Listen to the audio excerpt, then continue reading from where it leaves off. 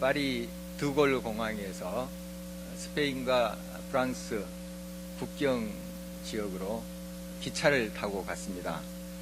기차 싹도 같아서 2층 칸에 예약을 하고 그곳에서 이제 국경 지역으로 이제 향하게 되었습니다. 참 잘한 선택이라고 생각이 되었습니다. 시야가 확 트여서 주변 경관을 또 훤히 이렇게 바라볼 수 있었습니다. 가운데 탁자 있고 제가 앉은 의자는 이렇게 서로 마주보는 그런 형태로 되어 있었습니다. 두 사람씩 마주 앉아 있는데 저 옆에는 이제 프랑스 한 여성이 무슨 서류 더미를 가지고 계속 작업을 하고 있었고 제 앞에는 한 어르신이 앉아 있습니다. 계속 물끄러미 창밖만 바라보고 계시고 그 어르신 옆에 또 한 젊은 사람이 앉았는데 노트북 컴퓨터 끊어놓고 계속 뭔가를 작업하고 있었습니다. 서로 프랑스에 있는데도 말 한마디가 없더라고요. 한 너댓 시간을 갔는데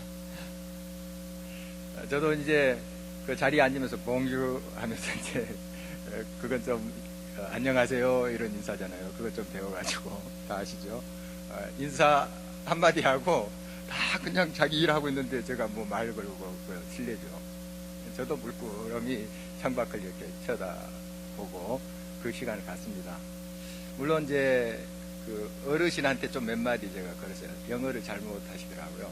근데 뭐 딸이 여행을 보내서 지금 여행을 하고 있는 중이라고 그게 조금 대환됐습니다만은 영어를 잘못하셔서 더 이상 진전은 없었습니다. 그리고 그 대부분의 시간 창밖을 계속 바라보면서 그 프랑스 서북부 지역의 경관을 구경했습니다. 그리고 마음속으로 이렇게 묵상하고 기도하는 시간이었어요. 또 나름대로 정말 값지고 귀한 시간이었다 이렇게 생각이 됩니다. 제주도 유채꽃밭은 아담하고 아름다운 것이 그 멋이라고 한다면 프랑스 유채꽃밭은 끝이 보이지 않을 정도로 광활함이 그 멋이었습니다. 온 대지에 노란 카펫을 깔아놓은 듯한 그런 모습이에요. 그냥 끝이 안 보일 정도입니다. 얼마나 또 그 나름대로 아름다움이 있었는지요. 또 밀밭이 그렇게 많더라고요. 유채꽃밭도 광활한데 밀밭은 뭐 거기 비교하지 못할 정도로 더 넓고 끝이 없었습니다. 또 그걸 한참 또 바라봤습니다. 그 안에 있는 어떤 생명의 기운을 느낄 수 있겠더라고요. 그 파릇파릇한 그런 모습 있잖아요. 그리고 그 투명한 공기, 보석같이 빛나는 그 공기, 또 우리가 제가 어렸을 때 봤던 그 뭉게구름, 그것이 그 초록색 캠퍼스 위에 쫙 그 그림자를 그리고 있는 그 모습, 참 말 그대로 그림 같았습니다. 밀이나 유채꽃 씨앗이 뿌려져 땅 속에 있을 때는 제가 그것이 유채밭인지 밀밭인지 알 수가 없죠. 근데 이것이 이제 싹을 틔우고 꽃을 피우니까 저같이 이 농작물에 대해서 크게 이렇게 잘 알지도 못하는 사람도 저기 밀밭이구나, 유채꽃밭이구나 알아볼 수가 있었습니다. 밀을 심었는데 유채꽃이 필 수가 없고, 또 유채 씨앗을 심었는데 그것이 밀밭이 될 수가 없는 거죠. 그러니까 심는 대로 나는 거죠. 너무 당연한 사실입니다. 우리 모두는 마음의 밭을 가지고 있습니다. 그 밭에 어떤 씨를 품고 있느냐에 따라서 그 결과가 달라지겠죠. 오늘 본 말씀은 이 세상에 두 종류의 사람이 있음을 이야기하고 있습니다. 먼저 하나님의 씨를 품는 자, 그리고 다른 하나는 마귀의 씨를 품는 자. 그러니까 오늘 성경에는 하나님의 자녀, 또 마귀의 자녀 이렇게 나와 있죠. 하나님의 씨를 그 마음에 담고 사는 사람, 그 열매가 있습니다. 성령의 열매죠. 그러나 마귀의 씨를 품고 사는 사람은 미움과 증오고 파멸이죠. 예수 그리스도의 은혜로 우리가 하나님의 아들, 딸이 되었습니다. 자녀된 우리들은 당연히 하나님의 씨를 품고 사는 사람들입니다. 그러면 하나님의 씨는 대체 무엇일까요? 무엇이 하나님의 씨일까요? 갈라디아서 3장 16절에 바울은 이것을 명확하게 설명을 해주고 있습니다. 이 약속들은 아브라함과 그 자손에게 말씀하신 것인데, 여럿을 가리켜 그 자손들이라 하지 아니하시고 오직 한 사람을 가리켜 내 자손이라 하셨으니 곧 그리스도라. 아주 명확합니다. 그 자손이 그리스도라 하는데, 이 자손이라는 단어가 3번 나오잖아요. 방금 말씀에. 이게 헬라의 씨라는 뜻입니다. 씨. 여러분 성경에도 나눠주 보면 씨라고 나와 있어요. 씨. 바로 예수 그리스도예요. 하나님의 씨를 품고 산다는 뜻은 예수 그리스도를 우리 마음에 모시고 우리의 삶의 중심에 모시고 산다는 그런 의미인 것이죠. 물론 밭에 문제가 있긴 합니다. 바른 씨앗을 품었지만 그 밭이 돌밭이면 또 여러 가시밭이면 제대로 싹이 틔워지지 않겠죠. 새가 와서 쪼아먹거나 또 가시에 찔려서 고사하고 말겠죠. 팥 심으면 팥 나고 콩 심으면 콩 난다, 이런 이제 말이 있습니다. 그러나 엄밀히 말하면 이 말은 아주 정확한 것은 아닙니다. 이것은 그런 대로 괜찮은 땅을 전제하고 하는 말이에요. 근데 시멘트처럼 굳은 땅에 팥 뿌려보세요. 새가 와서 다 쪼아 먹어버리죠. 그러지 않겠어요? 오염된 땅에 씨 뿌려, 유채 씨앗 뿌려보세요. 다 그 화학약품 때문에 고사당해요. 그러니까 우리는 하나님의 씨를 품고 사는 사람들입니다. 좋은 씨앗을 받았어요. 하나님의 은혜죠. 예수 그리스도의 은혜로 우리는 그 예수 그리스도의 씨앗을 품고 사는 사람들인데, 문제는 뭐냐? 우리 마음이에요. 마음밭이에요. 돌짝밭 같으면 어떻게 되겠습니까? 그냥 씨앗이 고사하지 않겠습니까? 오염되어 있다면 그냥 썩는 거예요, 안에서. 그래서 오늘 이제 말씀을 통해서 우리는 예수 그리스도라는 하나님의 씨앗을 품고 사는 사람들인데, 우리 마음이 어떻게 준비돼야 되겠는가 하는 거죠. 옥토로. 몇 가지 말씀을 통해서 같이 나누도록 하겠습니다. 먼저 하나님께서 어떠한 사랑을 우리에게 베푸셨는가를 잊지 말아야 됩니다. 어떠한 사랑. 1절입니다. 보라, 아버지께서 어떠한 사랑을 우리에게 베푸사 하나님의 자녀라 일컬음을 받게 하셨는가. 우리가 그러하도다. 그러므로 세상이 우리를 알지 못하면 그를 알지 못함이라. 어떠한 사랑이 무엇일까요? 물론 이 요한일서의 말씀 보면 그 앞에 쭉 나옵니다. 이걸 아주 명확하게 또 우리들에게 알려준 말씀이 그 유명한 요한복음 3장 16절이에요. 하나님이 세상을 이처럼 사랑하사 독생자를 주셨으니. 이게 어떤 사랑이에요? 어떤 사랑? 또 이처럼 사랑이죠. 이처럼 사랑하사 하고 독생자를 주셨으니. 여러분, 독생자를 주셨다 하고 굉장히 짤막하게 설명하고 휙 지나가요. 그러니까 우리에게 이 느낌이 없을 수 있어요. 독생자를 주셨으니, 뭐 독생자를 주셨어? 그런데 이게 그렇게 휙 지나가고 간단한 그런 문제가 아니었습니다. 창세 전부터 하나님께서 계획하신 일이에요. 얼마나 오래된 이야기인지 몰라요. 그런데 독생자를 주셨으니 하고 휙 지나가잖아요. 그리고 우리의 느낌도 그래, 독생자 주셨어 하고 넘어갈 때가 많다는 것이죠. 이 독생자를 주셨다 하는 것에 여러분 주목하고 하나님의 사랑을 깊이 만나셔야 돼요. 여기 어떤 것이 있었나요?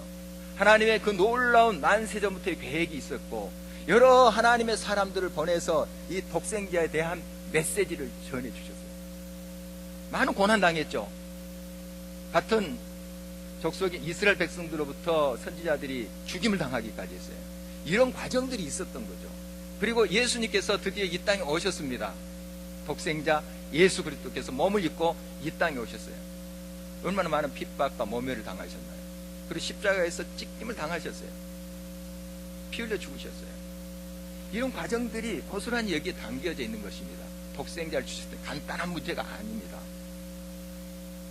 우리는 이것을 깊이 묵상해야 됩니다. 독생자를 주셨다 하는 것을 꼭 씹어야 돼요. 이게 무슨 의미인지, 과연 거기에 어떤 하나님의 계획과 하나님의 그 아픔과 하나님의 그러한 한탄이 들어있는가를 느끼셔야 됩니다. 그때 우리는 이제 하나님의 사랑을 만나게 되죠. 아, 이게 이처럼 사랑이구나. 이처럼 사랑이 이렇게 오묘한 것을 그냥 지나쳤구나. 우리가 깨닫게 됩니다. 언젠가 이처럼 사랑, 이걸 삼다 사랑이라고 제가 한번 풀어서 설명드린 적이 있습니다. 삼다, 다자로 시작하는 세 가지. 다가오시는 사랑, 다가오시는 사랑. 언제 다가오시죠? 저 천국에서 이 죄 많은 이 땅을 향하여 다가오셨어요. 죄인인 우리들을 향하여 다가오시죠. 지금도 다가오십니다. 두 번째, 다 주는 사랑입니다. 생명까지 다 주셨잖아요. 생명을 주셨다 하면 다 준 것 아닙니까? 다 주셨어요. 지금도 다 주시고 우리를 사랑하신다는 것이죠. 세 번째, 다함이 없는 사랑. 끊임없는 사랑이에요. 한번 사랑 베풀었다고 끝난 것이 아니라 다함이 없습니다. 끝까지 사랑하시는 그 사랑이 바로 이처럼 사랑입니다. 이처럼 사랑하세요. 여러분, 이 사랑을 깊이 만나시길 바랍니다.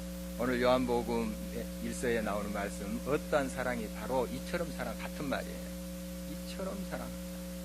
어떠한 사랑을 베푸셨는가, 이것을 우리가 깊이 묵상하면서 이 사랑을 만나셔야 돼요. 우리 마음이 부드러워집니다. 옥토와 같이 좋은 밭이 되어가요. 이 다함이 없는 사랑, 또 다 주는 사랑, 정말 이것은 줄임배를 채우기 위해 쓰레기통을 뒤지던 거지를 왕궁에 불러가 다 씻기고, 너는 이제부터 내 아들이다, 내 딸이다, 이렇게 하는 왕의 이야기예요. 흉악한 죄를 범해서 이제 사형수가 됐어요. 그런데 그 죄를 없다 하고, 너는 이제 나의 상속자다, 이렇게 한 왕의 이야기예요. 이게 말이 됩니까? 사실 이 비유도 모자라요. 비유로 말씀드렸지만 이 비유도 모자라요. 흉악한 죄 속에 있는 우리를 죄 없다 하신 거예요. 그리고 너는 내 아들이다, 내 딸이다 하면서 하늘나라를 상속할 자다, 이렇게 해주신 거예요. 바로 이것이 어떠한 사랑, 어떠한 사랑, 이처럼 사랑이라는 뜻이죠. 이것을 깊이 우리가 만나셔야 돼요. 끊임없이 이것을 묵상하면서 그 사랑을 진정으로 여러분들이 느낄 때 여러분의 딱딱한 마음들이 달아엎어집니다. 옥토화돼요. 그리고 여러분이 품고 있는 그 씨앗이 발아하기 시작해요. 싹을 틔웁니다. 꽃을 피웁니다. 그리고 향기가 나게 돼 있습니다. 지금도 자신의 영광 보좌를 떠나서 늘 다가오시고, 또 우리들에게 다 생명까지 주시고, 다음이 없는 사랑으로 우리 주님은 함께 하십니다. 우리가 누릴 자격이 있어서가 아니죠. 또 의로운 삶, 또 선한 일을 많이 해서가 아니에요. 그저 주셨어요. 말이 됩니까? 어떤 좀 자격이나 갖추면 좀 그런 대로 내가 그만큼 했으니까 좀 보상받는 거지 할 수 있는데, 아무런 자격도 없어요. 주님의 은혜가 이만큼 크다 하는 것을 우리가 깨달을 때 우리의 마음은 옥토와 같이 날마다 준비되어서 가는 것입니다. 영국 찬송가의 아버지라고 불리는 아이작 와츠라는 목사님 계시는데, 약 300년 전의 사람이죠. 그는 몸이 이제 왜소하고 항상 병약했습니다. 그리고 이제 좀 생김새에 대해서 이야기해서 좀 그렇지만, 이제 제가 기록을 보니까 코가 그냥 얼굴이 반 정도 크고 그냥 한마디로 좀 못생겼다는 거예요. 그런데 그 마음에 예수 그리스도의 씨앗이, 몸도 막 병약하고 목회를 하는데도 제대로 목회도 못했어요. 그래서 다른 분이 와서 설교하고 어디서 또 병 또 치료하고 다 죽을 것 같았는데 어느 집에 가서 거기서 이제 아이들 이렇게 성경 말씀 가르치고, 그래도 12년이나 그렇게 사셨더라고요. 그 집에서 제대로 사역을 못했어요. 그런데도 그 마음에 불평과 불만과 하나님이 이렇습니까? 이렇게 원망하는 마음이 없었어요. 감사 찬송이 넘쳤대요. 그래서 그가 이제 지은 찬송시가 한 700여 개가 되는데, 우리가 잘 알고 있는 기쁘다 구주 오셨네, 또 웬일인가 날 위하여 주 돌아가셨나, 아주 주옥 같은 그런 찬송시를 쓴 분인데, 그 중에 또 하나가 이것입니다. 찬송가 149장인데, 주 달려 죽은 십자가 우리가 생각할 때에 세상에 속한 욕심을 헛된 줄 알고 버리네. 3절입니다. 못 박힌 손발 보니 큰 자비 나타내셨네. 가시로 만든 면류관 우리를 위해 쓰셨네. 온 세상 만물 가져도 주 은혜 못 다 갚겠네. 놀라운 사랑 받은 나 몸으로 재물 삼겠네. 놀라운 사랑을 받았대. 세상적으로 보면은 병약하고 항상 병치료하고 제대로 사역도 좀 건강하게 좀 했으면 좋겠는데 하나님 그 허락하지 않고, 어떻습니까? 불평할 수 있죠. 그냥 놀라운 사랑 받았대요. 여러분, 놀라운 사랑, 이 어떠한 사랑, 이처럼 사랑을 깨닫는 사람은 어떤 환경 속에서도 찬양해요. 감사해요. 왜냐하면 문제가 물론 부담스럽죠. 크고 아플 수 있어요. 그러나 그 놀라운 사랑, 그 큰 사랑 앞에서는 이게 상대가 되어버린다고요. 문제 자체가 없어지고 그것이 뭐 그대로 또 해결되면 좋겠지만 있음에도 불구하고 여러분의 문제가 아무것도 아니다, 별로 그게 그런 문제도 되지 않을 것 가지고 그러느냐, 이렇게 말할 수는 없을 것입니다. 그러나 우리가 어떤 사랑을 깨닫자는 거예요. 어떤 사랑, 이처럼 사랑, 놀라운 사랑을 깨닫자는 거예요. 그 사랑을 발견할 때, 그 천국이 보일 때 지금 돌에 맞아 죽어가면서도 행복한 마음이 돼요. 저들을 용서해 주십시오. 저들이 하는 일을 알지 못하나이다. 우리가 어떻게 이것이 가능하겠어요? 결심으로 안 됩니다. 수양으로 안 됩니다. 그 결정적인 순간에 안 돼요. 놀라운 사랑을 깨달을 때 이런 힘이 하늘로부터 우리에게 임하는 거예요. 놀라운 사랑. 우리가 어떻게 다 헤아릴 수가 있겠습니까? 이 어떠한 사랑을 헤아릴 수는 없겠죠. 그러나 헤아려 가는 것이죠. 깨달아 가는 것이죠. 이처럼 사랑을 우리가 깨달아 갈 때 정말 버려진 나를 건져서 너는 내 아들이다, 내 딸이다 삼아 주셨잖아요. 지옥 형벌 받을 수밖에 없는 흉악한 죄인을 건져서 천국 백성으로 삼아 주셨잖아요. 그리고 이 하늘나라가 너의 것이다, 너는 상속자야 해 주셨잖아요. 우리가 이 사랑을 만나야 돼요. 그래야만이 우리의 봉사와 우리의 섬김과 우리 헌신이 억지가 아니에요.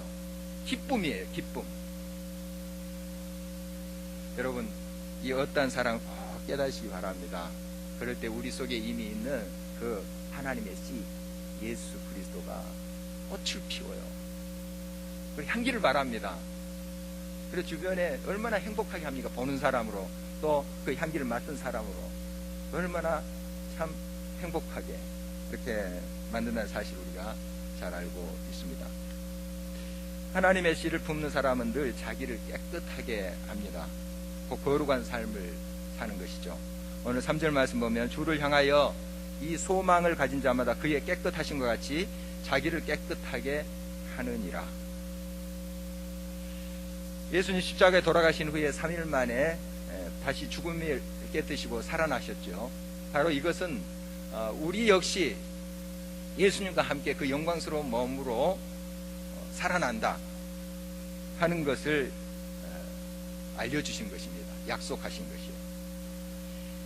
바로 예수님과 같은 영광스러운 모습이 된다는 거죠. 그 성경에 보면은 히브리서 말씀인데 우리를 형제라고 예수님이 부르시는 그런 기록을 볼 수 있어요. 형제래요. 형제. 종이라 하지 않고 형제래요. 그러니까 우리가 좀 예람 때지만 우리가 그렇게 부를 수는 참 없겠지만 예수님은 형님, 형. 그 말씀에 근거하면 그렇게 부를 수 있는 거죠. 좀 예람 때 우리가 그렇게 부르진 않지만 예수님 우리를 형제래요. 동생아, 아우야. 정말 예수님처럼, 그렇게 예수님과 이렇게 차등인 것이 아니라 부활의 몸은 예수님과 형제로, 그래서 상속자 아닙니까? 신하가 아니고 세자로 책봉 받았다는 거예요. 우리 모두가. 이거 하늘나라의 이제 개념이니까 우리 모두가 세자가 될 수 있는 거죠. 한 사람이 아닙니다. 다 우리를 상속자라고, 하늘나라 유업으로 받을 자라고 선언하신 거예요. 이 확신이 있는 사람이 이 땅을 함부로 살겠습니까? 이 은혜를 받은 사람, 이것을 깨닫는 사람이 이 땅을 그냥 흉악한 범죄자인 채로 살겠어요? 더럽혀진 그런 삶을 살겠습니까? 아닙니다. 깨끗한 삶을 거룩한 삶을 살게 돼서 이 은혜를 못 깨달으니까, 그 실감이 안 나니까 그런 실제된 삶 속에 거룩한 삶이 불가능한 것입니다. 우리가 진정 이 놀라운 사랑을 깨닫고 우리의 삶에 늘 깨끗함으로 나가야 됩니다. 때로는 그것이 실제적으로 깨달음이 안 올 때도 여러분이 말씀을 따라서 깨끗함, 거룩함의 길을 가셔야 돼요. 어떻게 깨끗하게 할 수 있을까요? 두 가지. 씻어야 되죠. 씻어야 됩니다. 요한복음 13장 말씀을 보면은 예수님이 제자들의 발을 씻어주세요. 그런데 베드로가 안 됩니다. 너무 황송하니까 안 됩니다. 그랬더니 얘가 씻어야 된다. 씻어야지 너와 이제 관계가 또 하나인 것을 너가 알게 된다. 그랬더니 몸을 다 씻어달래요. 베드로가. 발만 씻어주지 말고 다 씻어달래요. 그랬더니 예수님이 하신 말씀이 있어요. 몸은 다 씻었다. 너 구원 받았다는 거죠. 구원 받았다. 그러나 이 세상에 살다 보니까 발 더럽혀지지 않냐, 손 더럽히지 않냐, 그거 씻는다는 거죠. 우리는 예수 그리스도로 말미암아 구원을 받았어요. 하나님의 백성이 된 거예요. 그러나 이 세상 사는 동안 또 이 세상에 젖어서 손발 더럽혀질 수가 있어요. 어떻게 우리가 이것을 씻을 수 있나요? 회개함으로. 늘 말씀의 거울에 비춰서 내가 더럽혀진 것을 발견하는 거예요. 그리고 그것을 인정하고 씻어주세요. 이게 회개예요. 그래서 날마다 말씀 앞에 서자 기도하자 하는 의미가 이것입니다. 우리를 씻기 위해서 그래요. 거룩한 삶을 살기 위해서. 씻어야 됩니다. 너무 당연한 거 아니겠습니까? 두 번째로 더럽히지 않기 위해서는 피해야 돼요. 피해야 됩니다. 물론 다 피할 수 없죠. 그러나 되도록 피하셔야 돼요. 유혹이 많습니다. 그럴듯하게 우리를 꿰매 넘어가게 하는 것들이 많아요. 분별해가지고 피하셔야 돼요. 하하가 유혹을 당한 이야기는 너무나도 우리가 잘 알고 있습니다. 창세기 3장 5절을 보니까 이제 마귀, 사탄이죠. 사탄이었습니다. 유혹하잖아요. 유혹합니다. 그동안 이제 하나님께서 말씀하신 대로 동산 중앙에 있는 선악을 알게 하는 선악과라고 하는 그거 열매 따먹지 말라. 그 생명나무에 있는 열매 따먹지 말라. 이렇게 했죠. 그래서 뭐 거의 쳐다보지도 않았어요. 다른 거 먹을 것도 많은데. 굳이 또 그거 막 쳐다보면서 유혹받고 하지 않았어요. 그러나 사탄이 와서 꼬였어요. 그거 먹으면 하나님 같이 된다는 거예요. 지혜롭게. 선악을 분별하기도 하고 뭐 대단하게 된다는 거예요. 그 말을 듣자 선악과가 딱 눈에 보이는 거예요. 순서가 그럽니다. 이 창세기 3장 5절에 마귀가 깨고 6절에 이런 말씀이 있어요. 6절에 여자가 그 나무를 본즉, 여자는 화를 말합니다. 화. 그 나무를 본즉 먹음직도 하고 보암직도 하고 지혜롭게 할 만큼 탐스럽기도 한 나무인지라. 게임에 딱 넘어가니까 그런가 하고 보니까 그렇게 보이는 거예요. 무서운 겁니다. 그 전에는 그냥 하나님 말씀대로 그거 보지도 않았어요. 뭐 다른 거 사과 따먹고 뭐 배 따먹고 하면 되죠. 풍족했어요. 뭐 만족했어요. 감사했어요. 찬양했어요. 그런데 사탄이 딱 게임을 깨자 그게 그렇게 보입니다. 여러분, 우리 귀가 굉장히 정확한 것 같지만 그렇지 않아요. 우리 눈이 정확하게 분별한 것 그렇지 않아요. 착시 현상이 얼마나 많은지 모릅니다. 그럴듯하게, 진짜보다 더 그럴듯하게 보이게 해요. 이게 사탄의 수법이에요. 사탄은 처음부터 우리를 속이는 자라고 말씀하십니다. 성경에.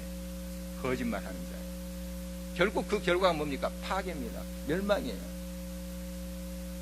유혹이 많은 세대 속에서 우리가 살고 있습니다. 분별력을 가져야 돼요. 그래서 항상 말씀에 우리가 깨어 있어야 됩니다. 요셉도 유혹을 당했을 때 어떻게 합니까? 피하잖아요. 물론 어려움이 있었어요. 그 결과로 감옥에 억울하게 들어가기도 합니다. 그러나 하나님은 다 보시고 계시죠. 그리고 결국 그를 회복시키십니다. 높이 드세요.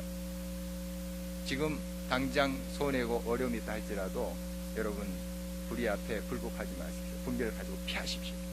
뿌리치십시오. 유혹을 우리가 그렇게 뿌리칠 때 진정 우리는 그 더러움에서, 죄의 그런 삶에서 벗어날 수가 있는 것이죠. 오늘 7절 말씀은 자녀들아 아무도 너희를 미혹하지 못하게 하라. 의를 행하는 자는 그의 의로성 같이 의롭고.